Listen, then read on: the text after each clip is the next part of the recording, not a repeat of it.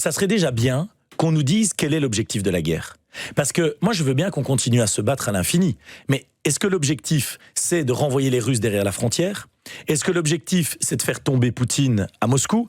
Est-ce que l'objectif, c'est de négocier une partition du territoire ? Parce qu'on continue vous ne un négociez conflit pas cet accord de paix. Là, on parle d'actifs belges, d'actifs russes en Belgique. Je reviens sur ma question. Mais monsieur Gadissou, ma question, elle est fondamentale. Parce que si vous voulez que notre pays prenne des risques, il faut peut-être nous expliquer la finalité de ces risques. Deuxième élément, que peut-on faire ?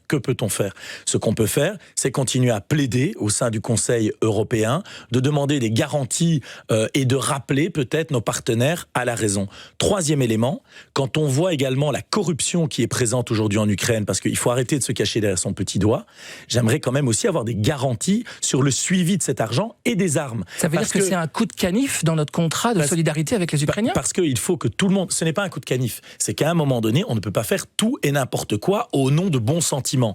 Vous savez, on a un autre risque sécuritaire qui est en train de se profiler, c'est qu'on envoie énormément d'armes en Ukraine dont on ne sait pas du tout tracer la finalité. Ces armes vont revenir dans des bandes criminelles, dans nos pays, à un moment ou à un autre. Et dans le plan de la Commission européenne, il y a des critères notamment de traçabilité des actifs financiers aussi, et de réinvestissement militaire en Europe. Mais de notre côté, nous aimerions que ces critères soient raffermis, qu'il y ait une certitude en la matière, et qu'on puisse aussi travailler avec les États-Unis sur la question du plan paix. Parce que continuer à financer une guerre sans savoir jusqu'où on va, ça n'a pas beaucoup de sens. Mais juste par rapport à ce que vous disiez sur le coup de canif, il n'y a pas un coup de canif. La solidarité avec l'Ukraine est complète. Si la Belgique bloque on ne peut pas... au niveau européen, elle sera pointée comme un traître de l'aide à l'Ukraine. Non, je pense que les États n'ont qu'à chacun prendre leurs responsabilités. Et donc que l'Union européenne finance un prêt collectif des 27 à l'égard de l'Ukraine sans prendre en garantie ni saisir ses actifs, je pense que c'est tout à fait possible